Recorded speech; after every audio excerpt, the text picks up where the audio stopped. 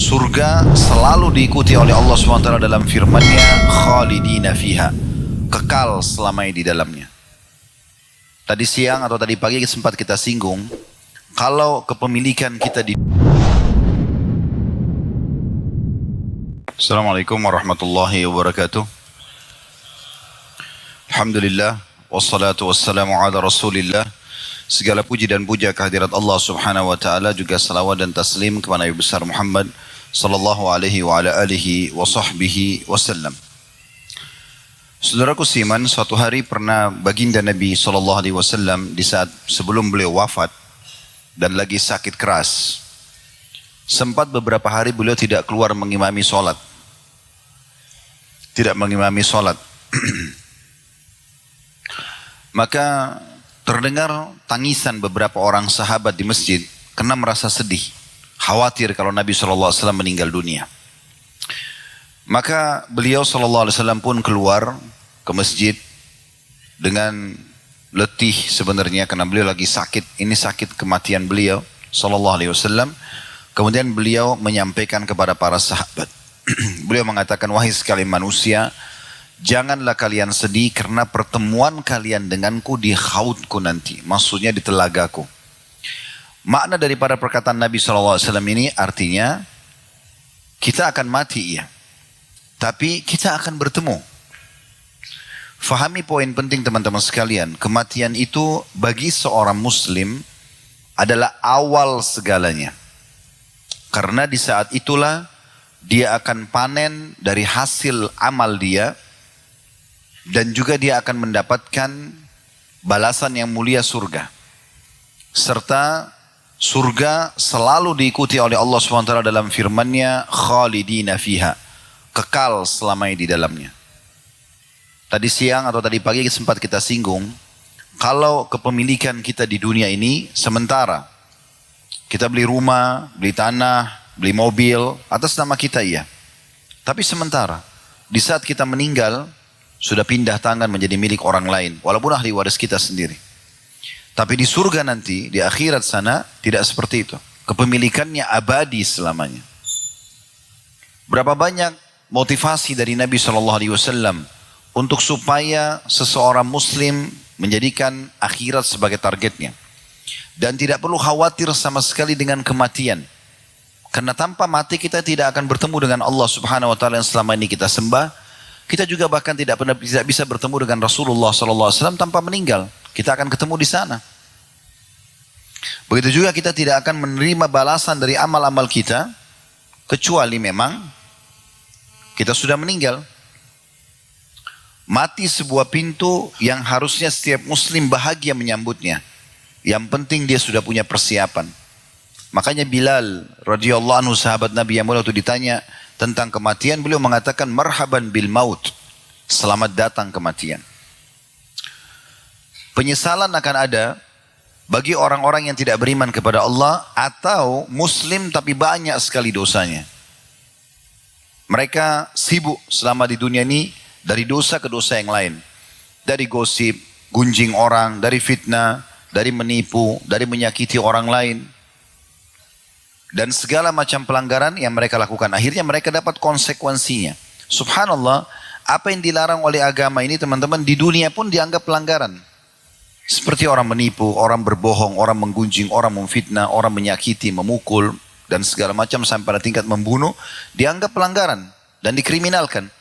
Begitu juga dalam agama.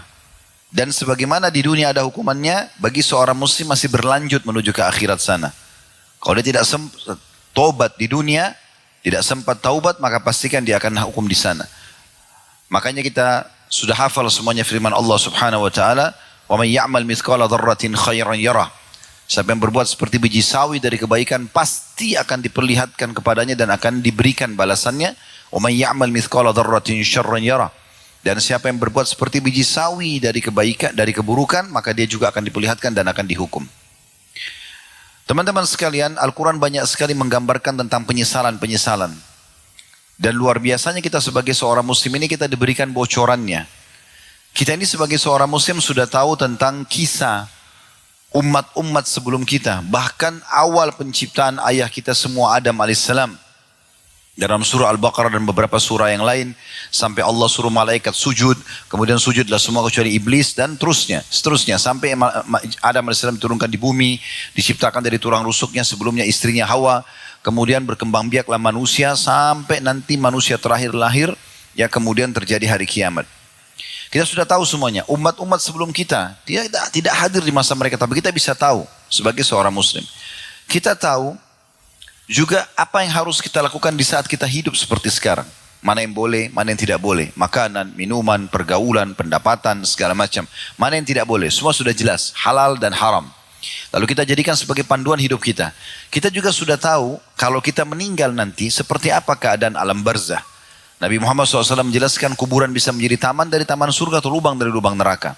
Juga dijelaskan bagaimana nanti keadaan orang-orang dihisap pada hari kiamat nanti. Ada orang yang berat timbangannya selamat masuk surga dan dia akan gembira.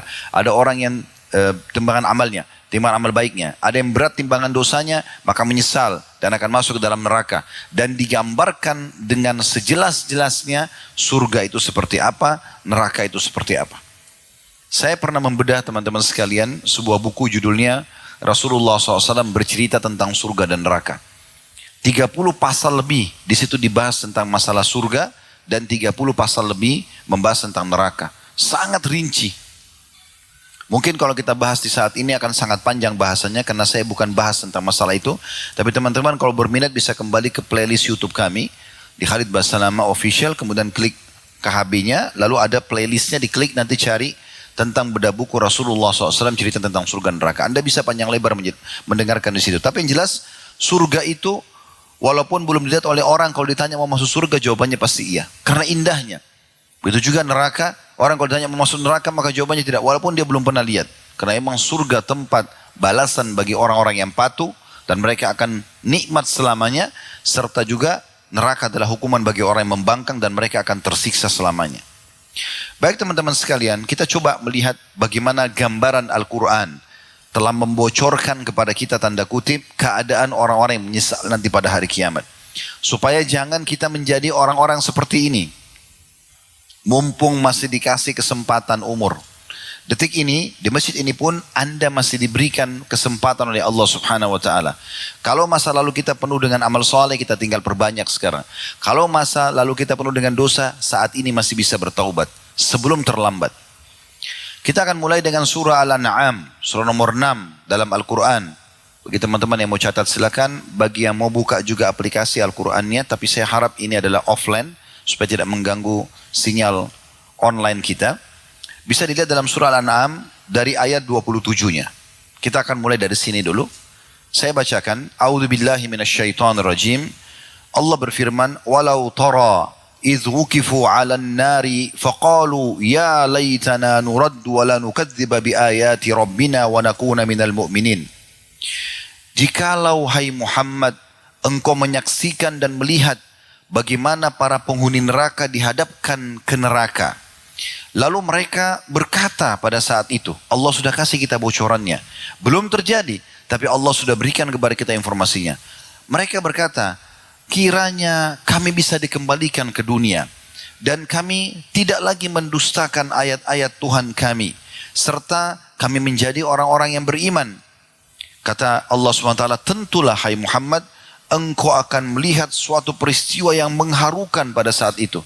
Karena penyesalan mereka tidak ada manfaatnya. Mereka biar menangis-nangis, mereka berusaha untuk dikembalikan, tidak akan mungkin. Siapapun di antara kita teman-teman kalau sudah meninggal, biar dia menangis darah, tidak akan dikembalikan ke dunia. Siapapun dia. Ayat 28-nya, Allah mengatakan, Bal badalahum ma kanu yukhfuna min qabl, walau ruddu la'adu lima nuhu anhu wa innahum lakadibun. Tapi sebenarnya, telah nyata bagi mereka kejahatan yang mereka dahulu selalu sembunyikan. Di akhirat diperlihatkan, zinanya, dustanya, menipunya, dan segala macam. Sekiranya mereka dikembalikan ke dunia, tentulah mereka kembali lagi kepada apa yang mereka dilarang untuk mengerjakannya. Dan sungguhnya mereka adalah pendusta saja. Di ayat 29-nya, وَقَالُوا إِنْ هِيَ إِلَّا حَيَاتُنَا الدُّنْيَا وَمَا نَحْنُ بِمَبْعُوثِينَ. Mereka terus saja mengatakan satu sama yang lain, hidup hanyalah kehidupan dunia saja, Dan kita sekali-kali tidak akan pernah dibangkitkan. Terus saja mereka bicara begitu. Sudahlah, untuk apa alim, untuk apa sholat, untuk apa indan itu. Toh juga sebentar aja. Di dunia aja kehidupan ini, akhirat tidak ada. Mereka memungkiri masalah kehidupan akhirat itu. Sebelum kita lanjutkan ayat 30-nya, ada seseorang tokoh Quraisy pernah melihat Nabi Muhammad SAW lagi selepas sholat di depan Ka'bah berdoa kepada Allah. Dia datang membawa tulang-tulang unta yang sudah lama mati unta itu. Diambil, kemudian ditumbuk sama dia dengan batu sampai menjadi serbuk yang halus. Disaksikan oleh orang-orang pada saat itu. Lalu dia datang kepada Nabi SAW dan dia lemparkan serbuk itu ke wajah Nabi. Sambil mengatakan, Man yuhyil idhama wa hiya ramim. Dalam salah satu ayat Al-Quran. Siapa yang bisa menghidupkan lagi tulang yang sudah jadi ramim, jadi debu seperti ini, hai Muhammad. Maka Jibril datang membawa firman Allah setelah itu. Menjelaskan kul yuhyiha alladhi ansha'aha awwala marratin wa huwa bikulli khalqin alim. Katakan hai Muhammad, yang akan menghidupkan kembali tulang yang sudah hancur menjadi debu itu adalah yang telah menciptakannya pertama kali dan dia maha mengetahui terhadap ciptaannya. Jadi orang-orang selalu memungkiri tentang masalah kebangkitan, tapi sebenarnya ada. Karena enggak mungkin ya Allah Subhanahu wa taala mengutus nabi-nabinya, Allah Subhanahu wa taala menurunkan kitab kemudian tidak ada hasilnya. Dan sangat tidak rasional kalau kita berbuat tidak dibalas. Gak mungkin. Masa kita bekerja tanpa ada gaji, tanpa ada hasil, gak mungkin. Maka sama ini. Semua orang muslim berbuat baik dia akan dapat hasilnya. Semua orang berbuat jahat akan dihukum. Lalu yang dalam sekali Allah ingatkan kepada kita ayat 30-nya surah Al-An'am ini. Walau tara idhu kifu ala rabbihim qala alaysa hadha bil haqqi qalu bala wa rabbina. Qala fadhuqul adzaba bima kuntum takfurun. Seandainya kamu melihat ketika mereka dihadapkan kepada Tuhan mereka, tentu kamu akan melihat peristiwa yang sangat mengharukan karena mereka menangis, mereka terisak-isak. Dan Allah berfirman, bukankah kebangkitan ini benar? Bukankah sudah aku ingatkan sebelumnya akan ada hari kiamat? Kalau setiap muslim tidak asing dengan setiap sholat baca Al-Fatihah. Di antara potongan ayatnya, Maliki Yaumiddin, Raja pemilik hari kebangkitan. Allah bertanya kepada mereka, bukankah kebangkitan ini benar? Sekarang kalian lihat semua kalian dibangkitkan. Mereka menjawab, sungguh benar demi Tuhan kami. Allah berfirman, karena itu rasakanlah siksa ini disebabkan dulu kamu memungkirinya. Ayat 31-nya, Qad khasiral ladhina kadzabu biliqa'illah hatta idza ja'athumus sa'atu baghtatan qalu ya hasratana ala ma farratna fiha wa hum yahmiluna awzarahum ala zuhurihim ala sa'a ma yazirun. Sungguh telah rugilah orang-orang yang mendustakan pertemuan mereka dengan Tuhan mereka di hari kiamat. Sesungguhnya apabila hari kiamat datang kepada mereka dengan tiba-tiba, mereka akan berkata, alangkah besarnya penyesalan kami terhadap kelalaian kami tentang kiamat itu. Sambil mereka memikul dosa-dosa di atas punggung-punggung mereka. Ingatlah, amat buruklah apa yang mereka pikul itu. Di ayat 32-nya, Allah Subhanahu wa taala mengatakan, "Wa mal hayatud dunya illa la'ibun wa lahu, walad darul akhiratu khairun lil ladzina yattaquna afala ta'qilun." Dan tidaklah kehidupan dunia ini melainkan hanya senda gurau dan main-main saja. Sebentar sekali berlalu. Semuanya akan berlalu. Mungkin teman-teman pernah reunian sama teman-teman SD-nya. Mungkin kita sudah 40, 50 tahun, 60 tahun, 70 tahun mungkin umur. Kemudian ketemu sama teman yang masih hidup misalnya. Kalau kita bercerita, seakan-akan baru kemarin kejadian itu. Baru kemarin. Dan begitulah kehidupan dunia. Nanti pun pada saat kita mati teman-teman sekalian, itu diperlihatkan masa kehidupan kita. Kita nanti di surga bisa lihat masa kehidupan kita. Oh ini saya jatuh dari rahim ibu saya, tangisan pertama, pidipan mata pertama, tarikan nafas dan hembusan nafas pertama, dan seterusnya sampai kejadian semua firman sampai kita meninggal dunia. Lalu kita akan mengatakan, oh hanya ini ya paket hidup saya. Hanya itu saja. Dan kita akan menyesali semua apa yang kita sia-siakan. Bahkan dalam sebuah riwayat Tabarani, dihasankan oleh para ulama hadis, bahwasanya orang-orang mukmin saja yang masuk ke dalam surga masih menyesali peluang-peluang ibadah yang mereka sia-siakan. Karena kalau mereka kerjakan bisa lebih tinggi derajatnya. Tapi sudah tidak ada manfaatnya penyesalan tersebut. Mereka bersyukur dengan nikmat yang Allah berikan, tapi mereka menyesali kenapa masih ada amal soleh yang mereka sia-siakan dulu. Sampai sebagian salafus saleh Mereka betul-betul hati-hati dengan waktunya. Sampai ada di antara mereka mengatakan, bagaimana bisa saya tidak pelit dengan waktu saya? Saya tidak bakhil dengan waktu saya di dunia. Padahal sebenarnya ya semua itu akan dipertanggungjawabkan kepada Allah Subhanahu wa taala. Lalu kenapa saya harus habiskan begitu saja? Umar bin Khattab radhiyallahu anhu itu kalau tidur malam hari, beliau selalu taruh bejana di sebelah ranjangnya. Lalu meletakkan telapak tangannya di atas bejana tersebut sambil tidur. Tidak tersentuh tapi sambil tidur. Begitu tersentuh air tersebut beliau bangun lalu sholat malam. Tidak tidur lagi sampai pagi. Karena beliau merasa mahal sekali waktunya. Ya. Begitu juga dengan ulama-ulama dan para sahabat yang lain. Mereka begitu. Mereka sangat menjaga. Imam Syafi'i rahimahullah membagi malamnya menjadi 3. Beliau bagi sepertiganya untuk istirahat. Sepertiganya lagi untuk sholat malam. Sepertiganya lagi untuk menulis. Imam Nawawi rahimahullah itu meninggal belum 40 tahun umurnya, atau hampir 40 tahun umurnya. Punya karya tulis, tidak ada yang tidak kenal beliau. Seluruh dunia sekarang umat Islam pakai bukunya. Riyadhus Shalihin, Arba'in Nawawi, dan banyak buku-buku yang lain. Yang jelas teman-teman sekalian, beliau setiap hari, saking ingin maksimalkan waktunya, belajar 13 kitab di 13 guru. Kalau anda sekarang duduk seperti ini satu tema, maka beliau setiap hari 13 kitab di 13 guru. Dan belum tidak sampai situ. Malam hari, pasti waktu tidur, beliau tidur sambil berdiri. Imam Nawawi begitu. Tidur sambil berdiri. Beliau pegang kitab, tidur, sandar di dinding. Kakinya satu menopang, yang satunya dilipat, disandarkan di dinding. Tidur. Begitu bangun, baca buku. Begitu luar biasa mereka maksimalkan waktunya. Karena takut jangan sampai nyesal nanti. Kalau ada yang luput aja sudah cukup menyesal. Apalagi kalau dasarnya memang orang sengaja membuang waktunya. Sebagian salaf pernah melewati anak-anak muda, nongkrong, omong kosong di pinggir jalan, tidak ada faedah sama sekali. Maka beliau mengatakan, kalau bisa waktu mereka dibeli, saya akan beli waktunya ini. Cuma manusia sudah tentukan 24 jam semuanya. Gak bisa lebih. Tapi kalau bisa ada orang buang-buang waktu itu dibeli sama orang yang tahu nilainya waktu itu agar beribadah kepada Allah, mereka mau beli.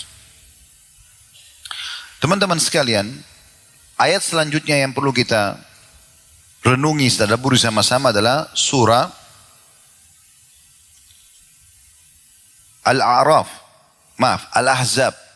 Surah nomor 33 ayat 67 sampai 68. Di ayat ini terulang lagi Allah Subhanahu wa taala menceritakan tentang orang-orang yang menyesal. Ya, sekali lagi Al-Ahzab surah nomor 33 ayat 67 sampai 68. Saya bacakan.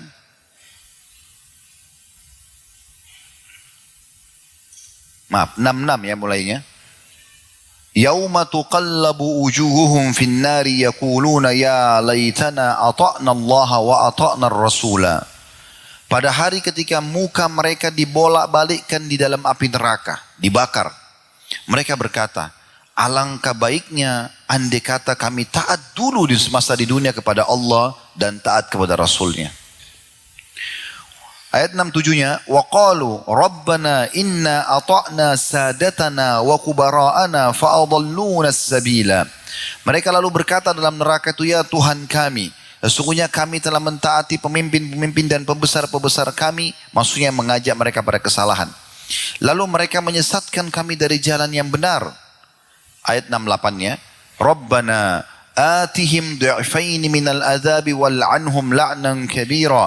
Ya Tuhan kami, timpahkanlah, lipat gandahkanlah siksaan 2 kali lipat dan kutuklah mereka dengan kutukan yang besar.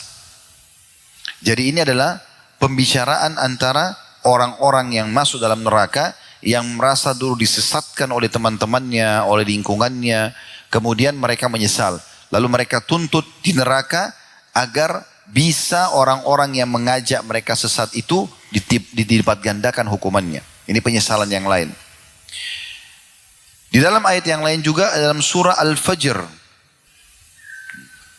Surah nomor 89. Ya, saya tadi bilang kita tadabburi ayat-ayat Al-Qur'annya. Ini di ayat 23 sampai 24. A'udzu billahi minasyaitonir rajim. Waji'a yawma idzin bi jahannam. Yawma idzin yatadzakkarul insanu wa anna lahu dzikra.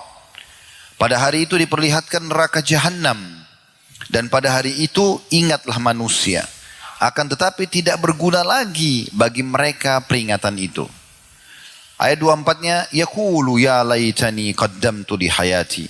Lalu manusia-manusia itu akan mengatakan di depan neraka, alangkah baiknya kiranya aku dahulu mengerjakan amal saleh untuk hidupku ini. Nabi Muhammad SAW teman-teman sekalian selalu memotivasi umatnya agar sibuk dengan amal saleh. Walaupun itu kecil. Beliau mengatakan dalam sabda yang masyhur, la tahkiranna minal ma'rufi syai'a. Jangan pernah pelit-pelit dengan amal saleh walaupun kecil. Jangan anggap remeh karena sunnah saja. Bahkan Nabi SAW mengatakan, jangan kalian pelit dengan amal saleh. Walaupun bertemu dengan saudara kalian dalam kondisi tersenyum. Dan beliau mengingatkan, tabassum fi wajhi akhika sadaqah. Senyum aja dengan saudara muslim, itu adalah sedekah. Beliau ingatkan itu. Dan beliau mengatakan, kalau dalam sabdanya yang lain, di tangan seseorang di antara kalian ada tanaman, bibit. Dan dia mau tanamkan, kemudian dia tahu besok kiamat, tetap dia tancapkan. Abdullah bin Umar radhiyallahu anhu di masa hidup beliau tua sekali, rambutnya sudah putih, alisnya putih, jenggotnya putih semua. Kemudian beliau menanam bibit pohon kurma. Pohon kurma ini mirip sama kelapa kalau kita, mungkin lama sekali, umurnya panjang dan dia lama tumbuh baru berbuah gitu. Tapi kalau berbuah dia jangka panjang. Maka ditanamlah sama dia. Lagi dalam kondisi tua begitu. Lalu orang-orang di sekitarnya tanya, wahai Abdullah bin Umar, Anda tanam ini kapan Anda ambil manfaat darinya? Orang kan tanam pikiran sederhananya mau nikmati gitu kan. Maka beliau karena motivasi akhiratnya besar, agar nanti di sana tetap bisa panen pahala, beliau mengatakan, kalau tidak bermanfaat atau tidak saya ambil manfaatnya sekarang, maka akan diambil manfaatnya oleh orang-orang yang datang setelah saya. Begitu terus mereka tersibukkan dengan amal-amal saleh walaupun sederhana, agar jangan sampai terjadi penyesalan. Di dalam ayat lain juga, dalam surah Naba, surah nomor 78 ayat 39 sampai 40. Surah nomor 78 ini mungkin orang semua hafal amma yatasaalun ya. Surah ini umumnya muslimin menghafal. Di ayat 39 sampai 40-nya berbunyi, A'udzubillahi minasyaitonirrajim. Dzalikal yaumul haqq faman syaa'a ittakhadha ila rabbih ma'aba. Hari kiamat itu pasti terjadi. Maka barang siapa yang menghendaki dia mau selamat, maka dia segera semasa di dunia menempuh jalan menuju Tuhannya. Ayat 40-nya, di ayat terakhirnya, Inna anzarnakum adzaban qariban yawma yanzurul mar'u ma qaddamat yadahu wa yaqulul kafiru ya laitani kuntu turaba. Sesungguhnya kami telah memperingatkan kepadamu hai orang-orang kafir siksa yang dekat. Dan pada hari manusia melihat apa yang telah diperbuat oleh kedua tangannya, dan orang kafir akan mengatakan pada saat itu, alangkah baiknya sekiranya aku hanya menjadi tanah saja. Maksudnya setelah mati enggak dibangkitkan lagi. Penyesalan yang lain. Ada ayat yang paling luar biasa dalam bahasan kita ini teman-teman sekalian, dan ini saya minta ini kita lebih banyak fokus tadaburnya, khusus ayat-ayat ini, karena ayat ini Allah kayak sedang berbicara sama kita kejadian akan datang, tapi kayak live, kayak langsung kita hadiri. Surah Al-Mu'minun, surah nomor 23 dalam Al-Quran. Nah, ini dalam sekali membahas tentang pembongkaran keadaan orang-orang nanti di akhirat sana. Dari ayat 95-nya, ayat 99-nya. Saya langsung bacakan saja. Allah berfirman, Hatta idza jaa ahadahumul mautu qala rabbirji'un. Demikianlah keadaan orang-orang yang banyak kufur kepada Allah, bermaksiat kepada Allah, hingga apabila datang kematian kepada mereka, mereka spontan mengatakan, wahai Tuhanku, kembalikan aku di dunia. Untuk apa kira-kira? Untuk kembali ke makanan favoritnya, untuk kepada proyek bisnisnya. Mereka diceritakan oleh Allah di ayat 100-nya. La'alli a'malu salihan fima tarakt. Kalla innaha kalimatun huwa qailuha wa mi waraihim barzakhun ila yaumi yub'atsun. Agar aku dapat beramal saleh atas apa yang telah aku tinggalkan dulu. Jadi mereka berharap kembali ke dunia, bisa sholat, bisa puasa, bisa zakat, bisa bakti sama orang tua, ya, bisa taat pada pemerintah, bisa segala macam. Sekali-kali tidak, kata Allah. Sesungguhnya itu adalah perkataan yang diucapkan saja. Itu omong kosong, tidak mungkin dia bisa kembali. Dan di hadapan mereka ada dinding yang memisahkan mereka dengan kehidupan dunia. Maksudnya di alam barzah, di kuburan, sampai nanti hari kebangkitan. Ayat 101-nya, فَإِذَا نُفِخَ فِي السُّورِ فَلَا أَنْسَابَ بَيْنَهُمْ يَوْمَئِذٍ وَلَا يَتَسَاءَلُونَ. Apabila sangkakala ditiup nanti, hari kiamat terjadi, tidaklah ada lagi pertalian nasab di antara mereka. Dan tidak pula mereka saling bertanya. Dalam sebuah riwayat yang sahih dijelaskan, nanti akan ada seorang suami berkata pada istrinya, selama di dunia saya sudah coba berbuat kebaikan pada kamu. Disebutkanlah semua kebaikannya, istrinya akui. Dia mengatakan iya benar. Ini sama-sama dia, mahsyar. Kemudian si suami bilang, saya sekarang bisa minta gak? Satu pahala saja, satu pahala. Berikan kepada saya, bagi satu pahalamu sebagai balas jasa dulu saya baik sama kamu, supaya saya bisa selamat. Jawaban istrinya apa? Saya khawatir kalau saya berikan kepada kamu, malah saya yang tidak selamat. Sebaliknya juga, ada seorang istri yang mengatakan pada suaminya, saya telah berbuat baik selama di dunia bersama kamu. Disebutkanlah semua kebaikan dia, baktinya sama suaminya segala macam. Suaminya akui ya. Lalu dia mengatakan, izinkan saya mendapatkan satu pahala tambahan supaya saya bisa lolos masuk ke surga. Kata suaminya, kalau itu saya tidak bisa berikan, karena saya khawatir kalau saya berikan saya justru yang tidak selamat. Dan dalam Al-Quran Allah menggambarkan lebih dalam lagi, yauma yafirul mar'u min akhih, pada hari kiamat orang lari dari saudaranya, wa ummihi wa abi, dari ibu dan ayahnya, wa sahibatihi wa bani, istrinya dan juga anak-anaknya. Likulli imri'in minhum yawma idzin sya'nu yughni. Pada hari itu orang semua berfikir untuk menyelamatkan dirinya saja sendiri-sendiri. Kita lanjutkan surah Al-Mu'minun tadi, ayat 102-nya. Setelah ditiup sangkakala, dibangkitkanlah manusia, mulai dari timbang-timbangan amal-amal mereka. Faman thaqulat mawazinuhu faulaika humul muflihun. Barang siapa yang timbangan kebaikannya lebih berat, maka mereka adalah orang-orang yang dapat keberuntungan. 103-nya, waman khaffat mawazinuhu faulaika alladziina khasiru anfusahum fi jahannam khalidun. Dan siapa yang amal baiknya ringan, lebih berat dosanya, maka mereka adalah orang-orang yang merugikan diri mereka sendiri. Mereka akan kekal di dalam api neraka. Ayat setelahnya teman-teman, ini ayat yang luar biasa. Saya tadinya tidak tahu maknanya kecuali letter-let, kecuali setelah saya baca tafsirnya. Ada penyampaian dari Nabi SAW, hadis berhubungan dengan masalah ini. Ayat 104-nya, kata Allah, orang-orang neraka itu, talfahu ujuhahumun nar wa hum fiha kalihun. Mereka nanti mukanya akan dibakar di api neraka. Dan mereka di dalam neraka itu dalam keadaan cacat. Apa maksudnya cacat teman-teman sekalian? Kata Nabi Muhammad SAW dalam hadis sahih riwayatkan Imam Ahmad, sungguh ahli neraka itu saking panasnya neraka, sampai membuat bibir bagian atasnya meleleh dan bisa terlipat sampai ke setengah kepalanya. Dan bibir bagian bawahnya meleleh sampai melebar ke pusatnya. Saking panasnya pada saat itu. Dan ini yang dimaksudkan mereka cacat dalam api neraka. Subhanallah, Nabi sudah berikan kita bocorannya.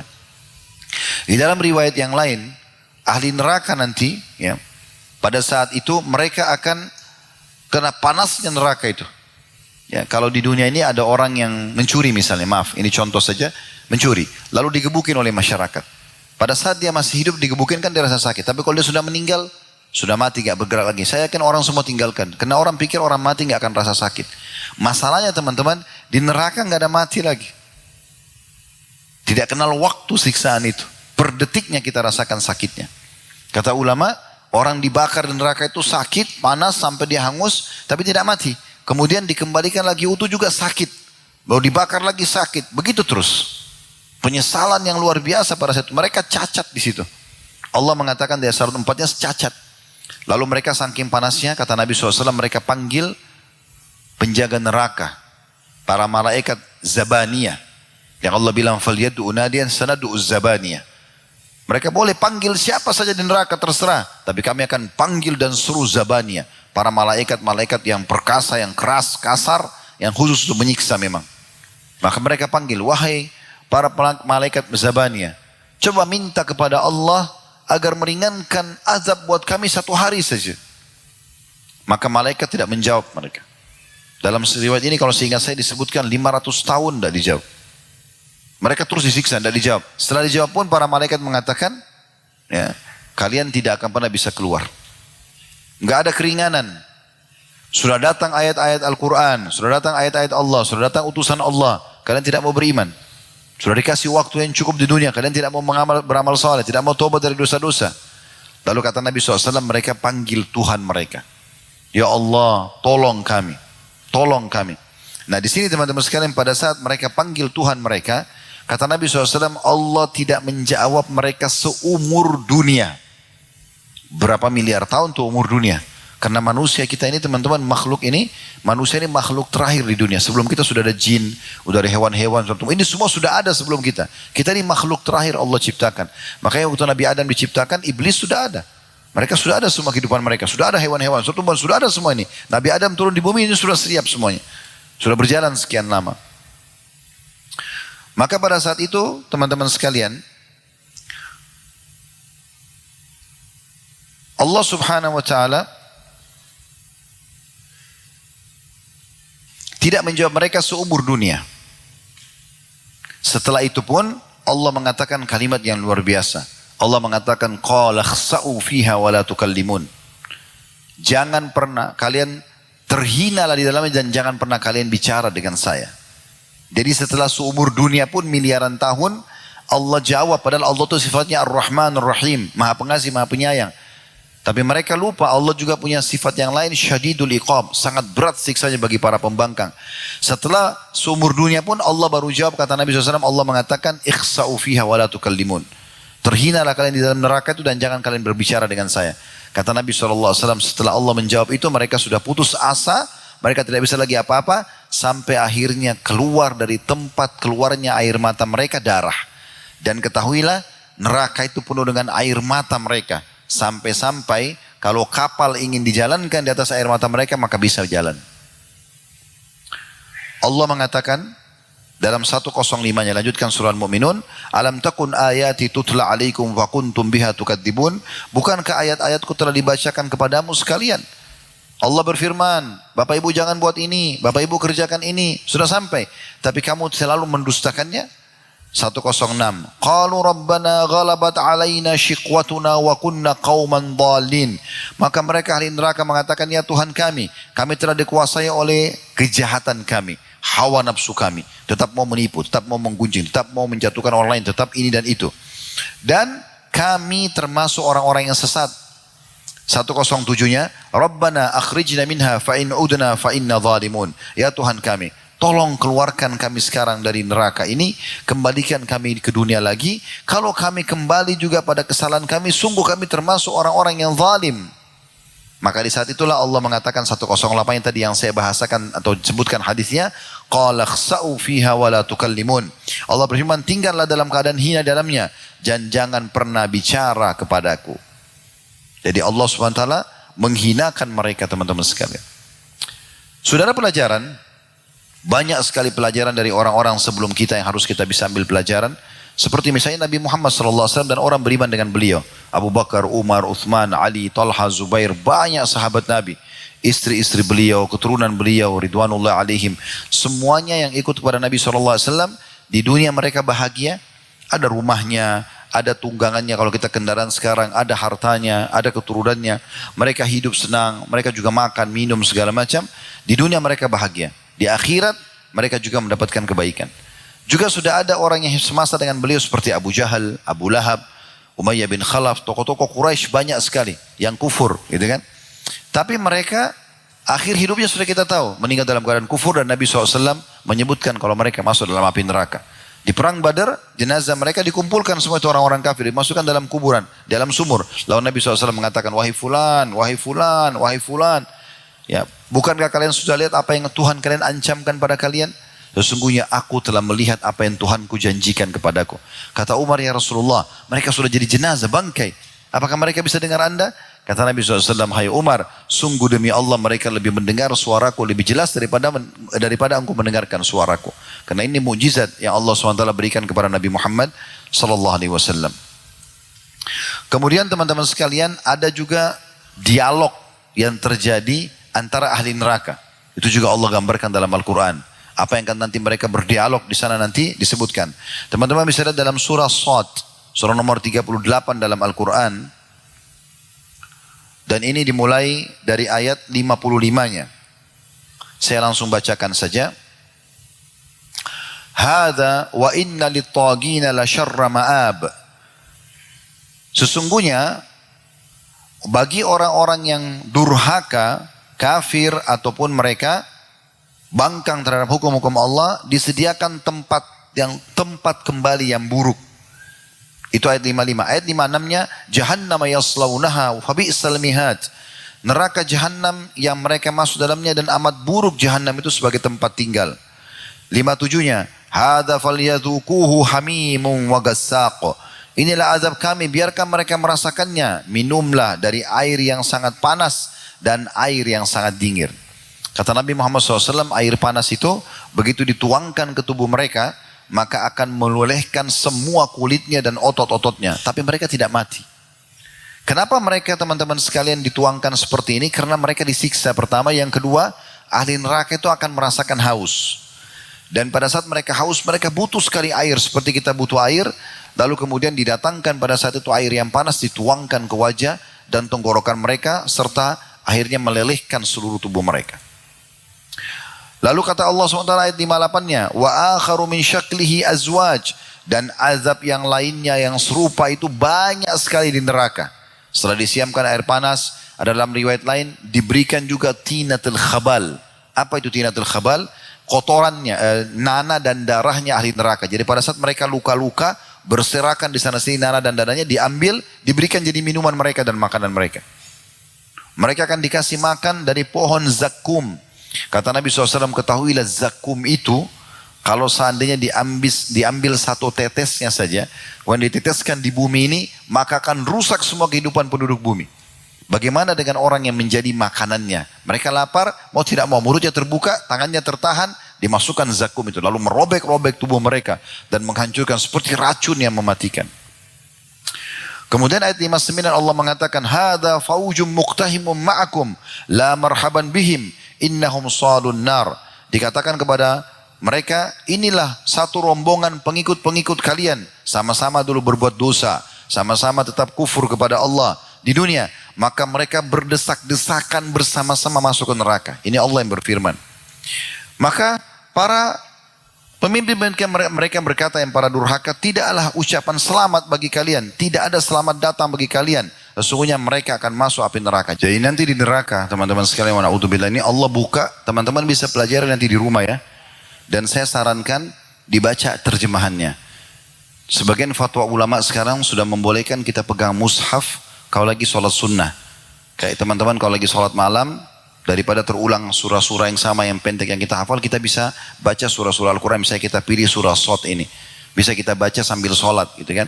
Mungkin diletakkan Quran di depan misalnya. Di sebagian masjid kan juga ada yang taruh Quran besar ya, supaya imamnya bisa baca. Maka ini sangat baik untuk dibaca. Ya. Surah Shad tadi, surah 38.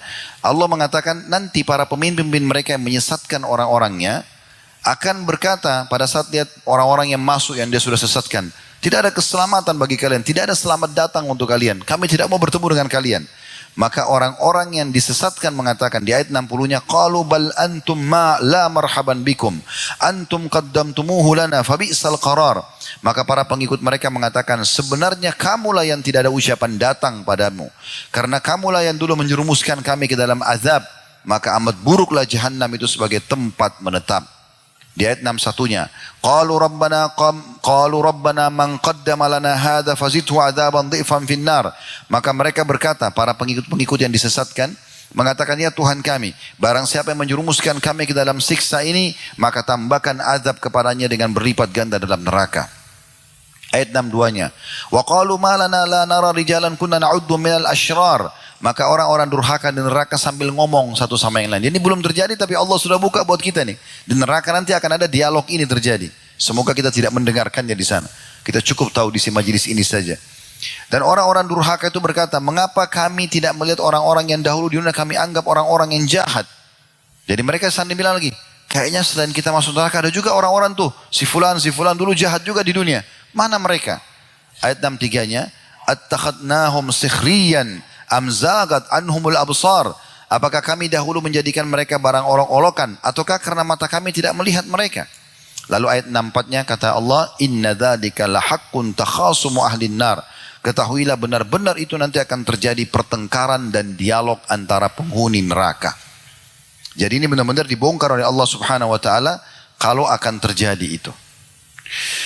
Teman-teman sekalian, maksimalkan apapun yang kalian atau yang Anda miliki ya. Mohon maaf Pak Wali Kota, saya berbagi. Semua teman-teman yang Allah amanahkan di pundaknya jabatan. Ini peluang yang luar biasa untuk meraih pahala.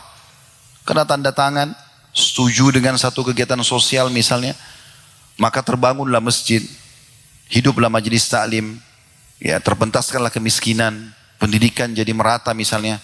Maka dengan instruksi saja sudah cukup untuk panen pahalanya. Dan itu bergulir terus. Bergulir terus. Ini luar biasa. Teman-teman yang diamanahkan menjadi lembaga, kepala yayasan, ketua yayasan, kepala masjid, ya, ketua masjid, kepala sekolah. Ini juga luar biasa jabatannya nih. Bagaimana bisa kita maksimalkan untuk meraih pahala yang melimpah di sana. Jangan berlalu begitu saja tapi kita tidak panen pahala. Mungkin kalau orang yang tidak punya kedudukan itu sulit sekali dia. Kayak kita misalnya mau bangun masjid sulit sekali. Atau kita misalnya mau memberikan instruksi kepada para guru-guru di sekolah atau di yayasan, para staf untuk supaya menjalankan kegiatan-kegiatan yang baik. Juga tidak bisa karena kita tidak punya jabatan itu. Maka maksimalkan ini.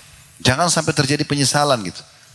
Karena Allah memberikan kesempatan, berarti kita juga disayang oleh Allah. Kata Ali radhiyallahu anhu, Allah tidak mudahkan istighfar dari lisan seorang hamba, kemudian Allah ingin mengadabnya. Artinya pasti ini karena Allah ingin kebaikan kepada dia. Bahkan kalau ada di antara kita teman-teman berhasil berdoa saja, maka berarti Allah ingin mengijabah doanya. Karena kalau Allah tidak mau, dia tidak akan berdoa. Semua itu taufik dari Allah Subhanahu wa taala. Maksimalkan. Maksimalkan kesempatan. Semua pelanggaran orang di depan mata kita itu jadikan ajang pahala, bukan permusuhan. Jangan dimusuhi orang yang masih melakukan pelanggaran. Tapi bagaimana kita menjadikan itu ajang kesempatan kita dapat pahala. Karena kalau semua orang sudah jadi baik, kita mau dapat pahala dari siapa? Tapi karena ada pelanggaran, mereka kita bisa nasihatin, kita bisa luruskan. Dan kita dapat pahala dengan dakwah itu. Maksimalkan semua itu. Ada seseorang, kalau belum pernah dengar namanya, perlu diketahui namanya Uqbah bin Abi Mu'aid. Ini sebagian besar ulama mengatakan kalau ada manusia yang paling rugi di dunia, orang ini. Siapa Uqbah bin Abi Mu'aid ini? Seseorang yang pernah bersahabat dengan Nabi SAW di Mekah. Sahabatnya Nabi. Tapi dia juga bersahabat, dia tokoh Quraisy ya. Dia juga bersahabat dengan Umayyah bin Khalaf, Abu Jahal. Di Mekah dulu itu ada satu komplek perumahan. Di zaman Nabi SAW itu komplek para pejabatnya Mekah. Tokoh-tokoh masyarakatnya. Nabi SAW tinggal di situ karena rumah yang paling besar itu rumahnya Khadijah radhiyallahu anha. Beliau pengusaha Mekah kan. Nabi menikah maka Nabi tinggal di situ. Tetangganya Nabi itu semua Abu Jahal, Abu Lahab gitu kan. Termasuk Uqbah bin Abi Mu'aid ini. Maka Nabi SAW pernah diundang oleh Uqbah bin Abi Mu'aid untuk makan. Makan siang. Nabi SAW datang. Setelah beliau jadi Nabi gitu. Sebelum makan, Nabi SAW bilang, wahai Uqbah. Waktu dia bilang, silakan makan, hai Muhammad. Kata Nabi SAW, wahai Uqbah, saya berharap kebaikan untukmu. Saya akan makan makananmu ini kalau kau syahadat. Kau masuk Islam. Maka dia bilang, sudahlah Muhammad, ini undangan makan. Kata Nabi SAW, itu permintaan seorang sahabat pada sahabatnya. Saya ingin kebaikan untukmu. Maka Uqbah bin Abi Mu'aid syahadat. Syahadu la ilaha illallah, syahadu Rasulullah. Maka Nabi SAW senang, ini tokoh Mekah. Makanlah Nabi SAW sama dia. Rupanya Uqbah ini punya persahabatan sama Umayyah bin Khalaf. Ini Ubay bin Khalaf. Ubay bin Khalaf ini teman-teman perlu tahu, inilah satu-satunya orang yang Nabi bunuh. Nabi itu tidak pernah bunuh orang. Itu pun bukan bunuh secara langsung ya. Kalau pernah dengar sabda Nabi SAW, sungguh murka Allah memuncak pada seseorang yang dibunuh oleh nabinya. Satu-satunya yang terbunuh di tangan Nabi itu ini. Namanya Ubay bin Khalaf. Dia dulu di Mekah, saya sedikit tambahkan kisah ini dulu. Ubay bin Khalaf ini di Mekah selalu lihatkan kudanya pada Nabi. Lalu dia bilang, hai Muhammad, satu waktu nanti saya akan bunuh kau dengan kuda ini. Maka kata Nabi SAW, insya Allah saya akan membunuhmu nanti. Sudah selesai di Mekah itu. Pas terjadi perang Uhud, di perang Uhud, Ubay bin Khalaf ikut. Dan waktu muslimin terpukul mundur ke gunung Uhud karena 43 pemanah Nabi terbunuh Ya, kemudian 50 pemanah Nabi terbunuh, 43 di kancah peperangan, 7-nya di atas gunung pemanah. Ini kisahnya panjang tapi jelas terbunuh, pasukan muslimin terpukul mundur. Maka pada saat itu Ubay bin Khalaf ini yang teriak-teriak kepada pasukan Quraisy, ayo kita habisin muslimin, bunuh saja mereka. Maka Nabi SAW bilang kepada Ali radhiyallahu anhu, berikan kepada saya sebuah lembing, tombak kecil gitu. Maka kata Ali, maka Nabi SAW mundur, kemudian melempar ke arah Ubay bin Khalaf. Nah Ubay bin Khalaf ini teman-teman dari kepala sampai kaki semuanya besi. Yang ada celah itu cuma di lehernya dia, penyambung pemisah antara topi besi yang dia pakai dengan baju besinya. Itu ada cedak kecil sekali. Itu yang bisa ditebas kalau mau dibunuh dia. Selebihnya semua besi, nggak mungkin bisa. Dengan bola matanya saja. Maka Nabi SAW melempar lembing itu, subhanallah, kena dan menggores ya sedikit bagian leher yang terbuka itu. Kata Ali radhiyallahu anhu, Nabi SAW mundur dan melempar lembing tersebut saking kuatnya sampai kami semua terpental. Lalu kemudian jatuhlah Ubay ibn Khalaf ini. Begitu dia jatuh, dia mengatakan, sungguh Muhammad telah membunuhku. Orang-orang sekitarnya datang. Kemudian melihat, gak ada apa-apa, cuma luka sedikit. Dia bilang, kalau Muhammad meludahi saya sekarang mungkin saya akan mati. Ringkas cerita dia pulang ke Mekah, subhanallah betul-betul dia sakit gara-gara sobekan kecil itu. Dan membusuk, akhirnya dia meninggal gara-gara itu. Lalu kata Nabi SAW, sungguh murka Allah memuncak dengan seseorang yang telah dibunuh oleh nabinya. Nah ini satu-satunya orang yang Nabi bunuh nih, Ubay bin Khalaf. Itu pun bunuhnya bukan secara langsung, tapi tadi seperti saya ceritakan. Nah Ubay bin Khalaf ini kita kembali ke kisah kita tadi, bersahabat sama Uqbah bin Abi Mu'aid. Maka waktu dia dengar Uqbah syahadat, dia bilang, hai Uqbah, kau sudah masuk ke agama Muhammad? Dia bilang, dia sahabat saya, dia ajak saya, katanya kebaikan. Kata Ubay bin Khalaf ini kebetulan dia punya persahabatan juga sama Uqbah dan dia punya bisnis besar sama Uqbah ini. Maka dia bilang, kalau seandainya kau tidak keluar dari agama Muhammad, saya putuskan persahabatan dan saya putuskan juga bisnis kita. Maka kata dia, baiklah, saya akan kufur. Dia bilang, tidak cukup. Kau harus datang, ucapkan perkataan kekufuranmu dengan Muhammad di depan orang-orang di dekat Ka'bah dan ludahi mukanya Muhammad. Maka apa yang terjadi? Uqbah lakukan. Dia pergi bertemu dengan Nabi, Nabi lagi tawaf di Ka'bah. Kemudian dia datang, dia mengatakan, hai Muhammad, sungguh saya keluar dari agamamu. Itu saya ucapkan hanya karena saya mau kamu menjadi tamu saya. Lalu dia ludahi muka Nabi SAW. Apa yang terjadi? Di saat itu, Jibril datang membawa firman Allah Subhanahu Wa Taala yang masyhur. Ayat ini teman-teman semua orang bisa baca tentunya ya. Ayat ini disebutkan dalam surah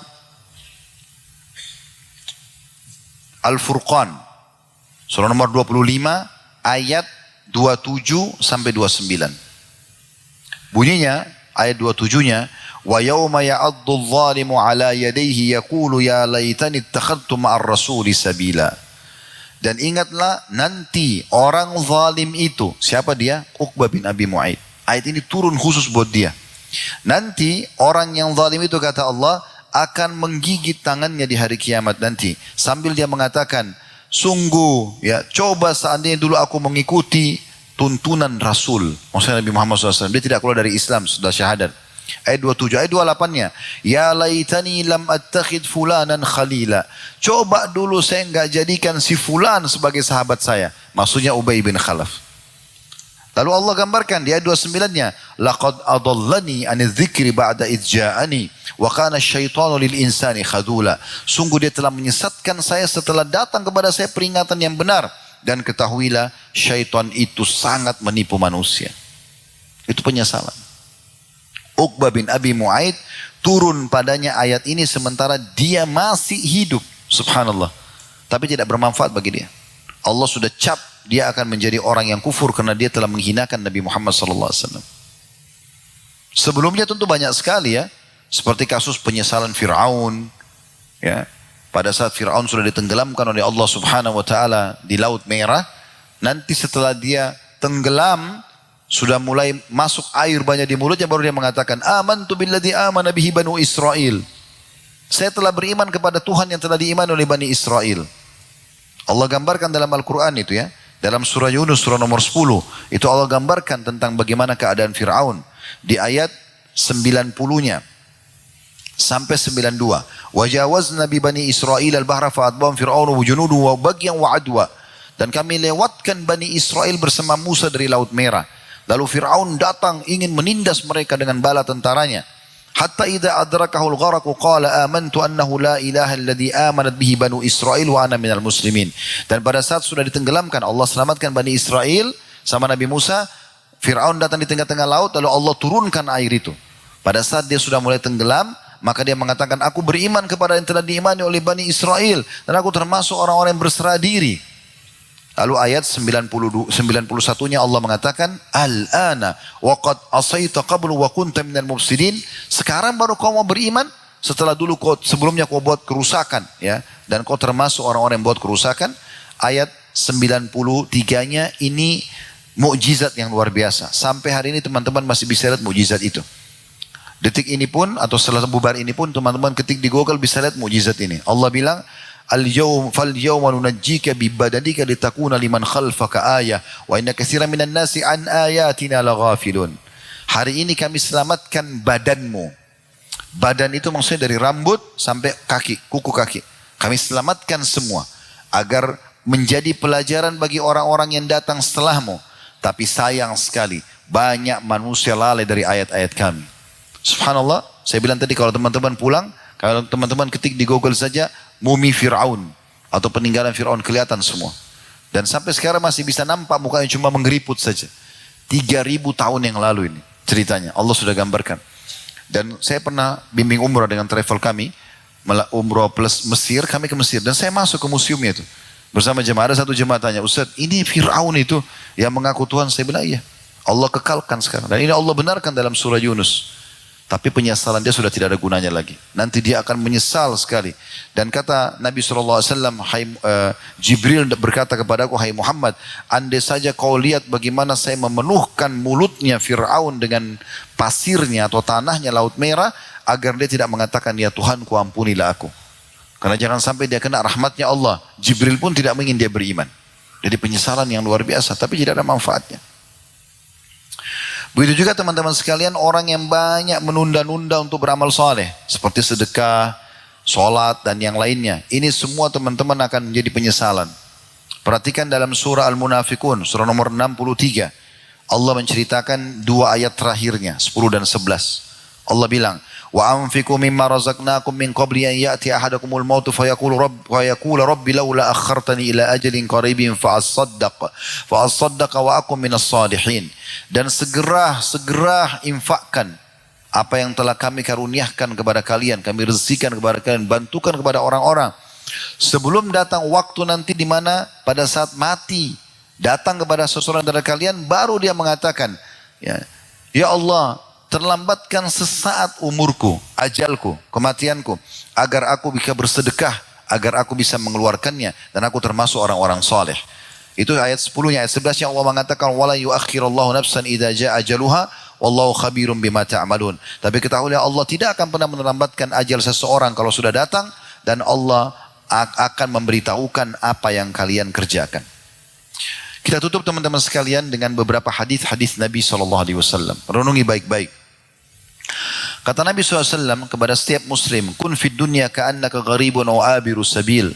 Hai muslim, jadikan dirimu di dunia seperti orang yang asing atau orang yang cuma sekedar lewat saja. Dalam riwayat lain beliau mengatakan juga sahih, sesungguhnya perumpamaan aku dengan dunia seperti orang yang musafir, penat. Lalu kemudian dia istirahat di bawah sebuah pohon, setelah penatnya hilang kemudian dia pergi. Dunia ini untuk kita tunggangi meraih yang terbaik di akhirat sana. Tapi bukan menjadi target utama setiap muslim. Sampai sebagian ulama salaf dari tabi'in, diantaranya Sa'id bin Musayyib, Hasan Basri, rahimahumullah semua, mereka mengatakan hampir perkataan yang sama.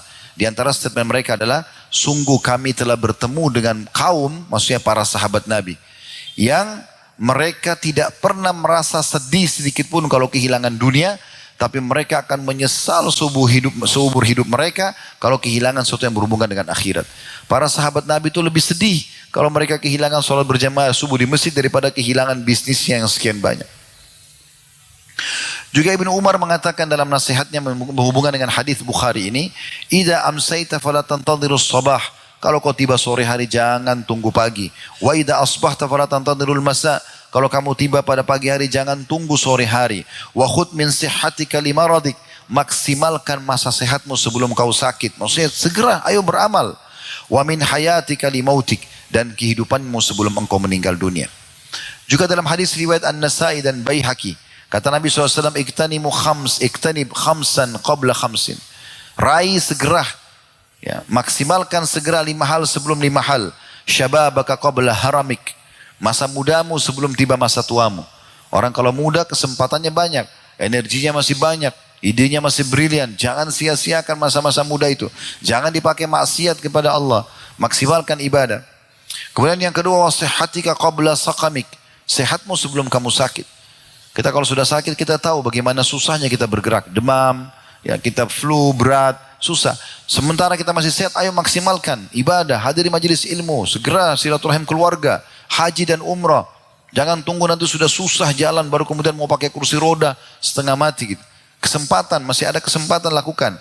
Yang ketiga, wa ghinaka qabla faqrik. Kekayaanmu sebelum kau miskin. Jadi maksimalkan bersedekah pada saat itu. Yang keempat, wa faraqika qabla syughlik, dan juga maksimalkan waktu kosongmu sebelum kau tersibukkan. Jadi waktu lowong itu teman-teman adalah nikmat Allah. Jangan sampai disia-siakan. Karena kata Nabi SAW, ni'matani maghbunun fihi ma katsirun minan nas. 2 nikmat yang paling banyak dilalaikan oleh manusia. As-sihhat wal faraq. Kesehatan dan juga waktu lowong. Waktu lowong bukan untuk dihabiskan omong kosong. Baca Al-Quran. Berzikir kepada Allah Subhanahu wa taala, belajar ilmu agama, silaturahim keluarga, banyak yang bisa kita lakukan.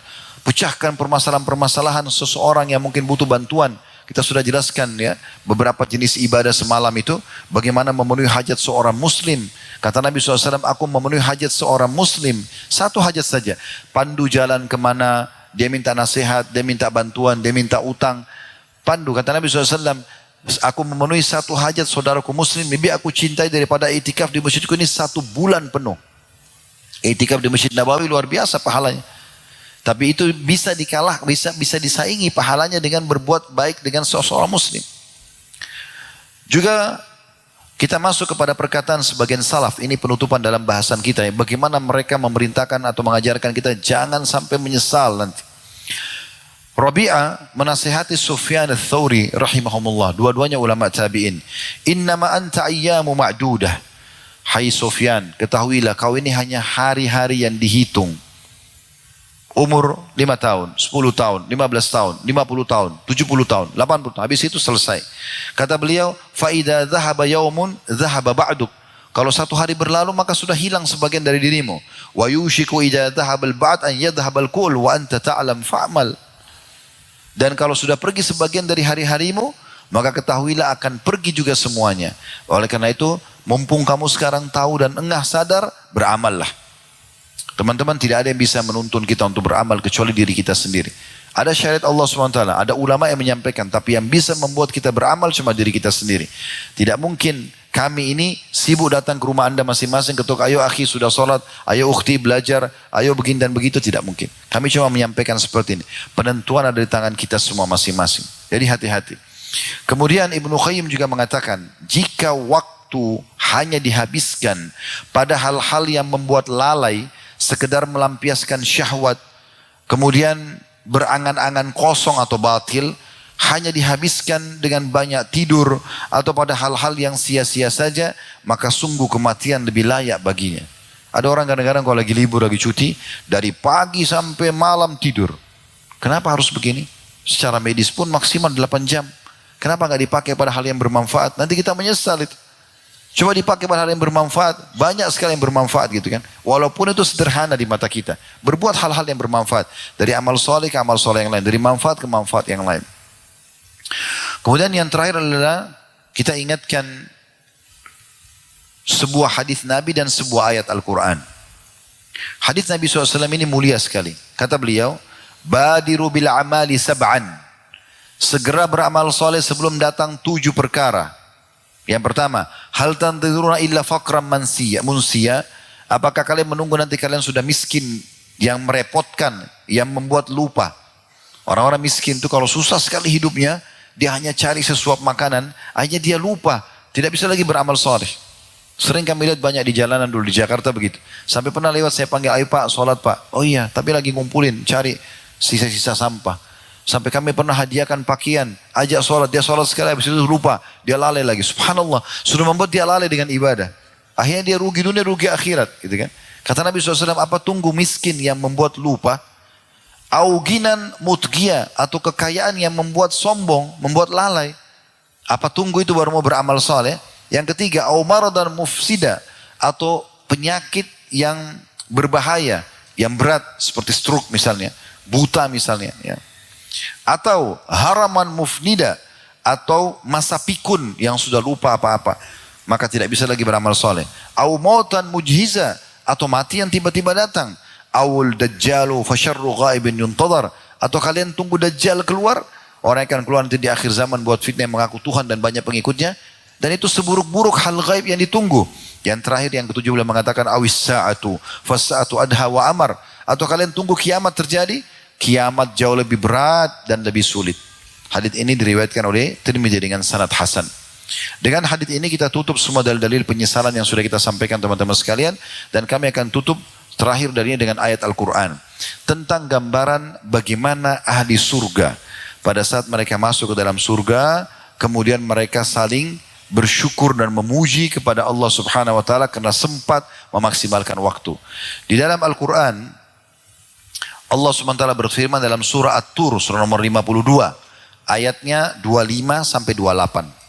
Ini Allah ceritakan dan Allah bongkar tentang keadaan ahli surga, padahal sebenarnya kita belum masuk ke sana, tapi keadaan mereka nanti akan mengakukan ini.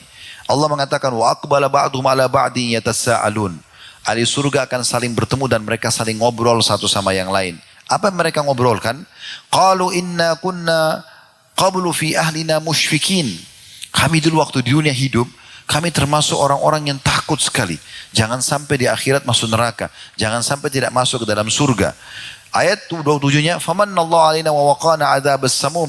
Karena kami takut waktu itu dan akhirnya kami tidak sia-siakan waktu, kami sibukkan diri dengan amal soleh, maka pada hari ini Allah selamatkan kami dari siksa yang sangat menyedihkan.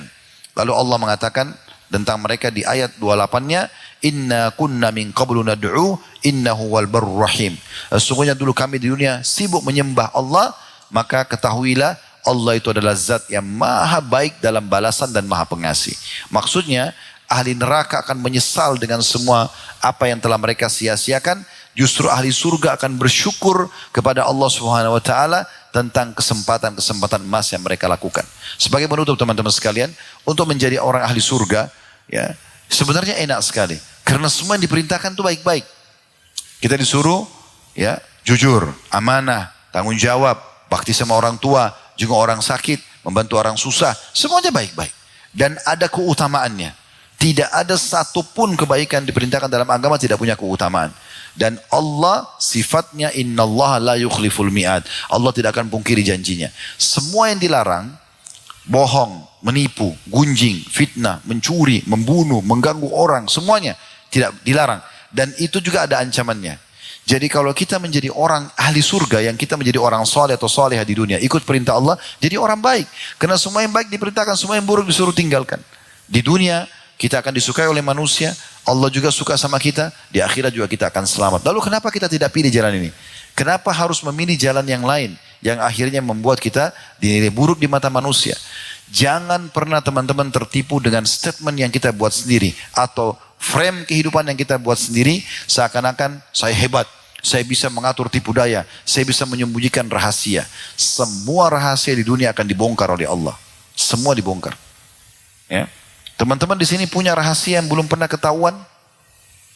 Kalau ada anda yang punya rahasia belum pernah ketahuan, itu luar biasa.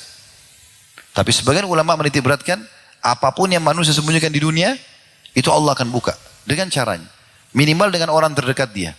Kadang-kadang kita sembunyikan sesuatu nih, kita kemas dengan begitu rapi, kita yakin atur strategi segala macam, toh tiba-tiba kebongkar. Dan kita cuma bisa bilang, kok bisa ya? Ya bisa. Allah punya cara. Jadi tidak ada yang bisa disembunyikan. Oleh karena itu untuk apa kita buat yang buruk-buruk itu? Toh di dunia Allah akan permalukan, ya, kita dapat dosa, dan kalau kita tidak tahu di akhirat akan dihukum. Maka cukup menjadi orang baik saja. Dan saran kami juga teman-teman bisa kembali ke ceramah kami, judulnya Indahnya Menjadi Orang Soleh. Itu kami sebutkan banyak sekali manfaatnya dan kenikmatan. Beribadah itu nikmat teman-teman. Sujud sambil berkeluh kesah sama Allah itu nikmat. Pergi tawaf di Ka'bah, ya, sa'i, nikmat. Kita baca Quran, baca terjemahnya nikmat. Majelis ilmu seperti ini nikmat, ada kenikmatannya. Lalu kenapa tidak dipakai? Kenapa tidak dimaksimalkan? Kenapa harus kepada kemaksiatan yang akhirnya kita dihukum oleh Allah SWT? Jangan Anda pikir orang yang mabuk-mabuk di diskotik, di bar itu gembira. Nah, mereka sesaat ketawa. Setelah itu ribut rumah tangganya. Setelah itu anaknya jadi nakal. Setelah itu masalah dipecat di pekerjaannya. Maksiat pasti ada efeknya, nggak mungkin. Hukuman akan datang kepada para pelaku maksiat. Oleh karena itu, tentukan jalan kita insya Allah sebelum menyesal. Allahu a'lam. Baik teman-teman sekalian, kita sudah di penghujung acara. Sekali lagi kita memuji Allah SWT atas segala nikmat yang diberikan kepada kita ini. Bisanya kita duduk dalam majelis ilmu. Semoga Allah ikhlaskan niat dan jadikan ini sebagai tambahan amal kita pada hari kiamat. Dan semoga saja semua dosa-dosa yang pernah kita lakukan dimaafkan oleh Allah Subhanahu wa taala. Tidak pernah lupa kita doakan negara kita menjadi negara yang aman, tentram, damai, seluruh umat Islam di bawah naungan ukhuwah Islamiyah dan hal ibadah mereka kembali kepada Al-Qur'an dan Sunnah, dan semoga saja seluruh utang negara kita dimudahkan dilunasi oleh Allah Subhanahu wa taala, dan juga Allah keluarkan semua penghasilan-penghasilan yang baik dari seluruh wilayah kita ini, dan juga Allah hidayah para pemimpin kita agar selalu menjalankan syariat Allah Subhanahu wa taala. Mereka memberikan hak-hak masyarakat dan juga menjadikan kami semua atau kita semua masyarakat menjadi masyarakat yang patuh pada hal-hal yang bukan maksiat kepada Allah, dan semoga negara kita menjadi negara yang contoh bagi negara-negara yang lain. Kemudian juga kita meminta agar semoga Allah satukan kita semua di surga firdausnya tanpa hisab, menyatukan dalam majelis ilmu yang mulia ini. Kalau ada benar teman-teman sekalian pasti dari Allah, kalau ada salah dari saya mohon dimaafkan. Subhanakallahumma bihamdika asyhadu an la ilaha illa anta astaghfiruka wa atubu ilaik. Wassalamualaikum warahmatullahi wabarakatuh. Waalaikumsalam.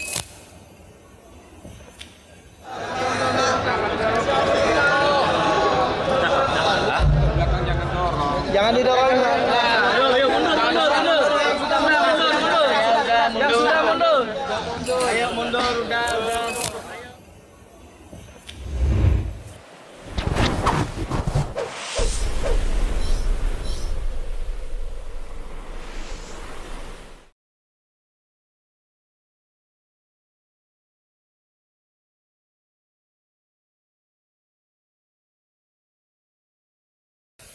Semua ibadah, misalnya sholat, kalau sudah luput dari seseorang di antara kita, tidak bisa diperbaikin lagi.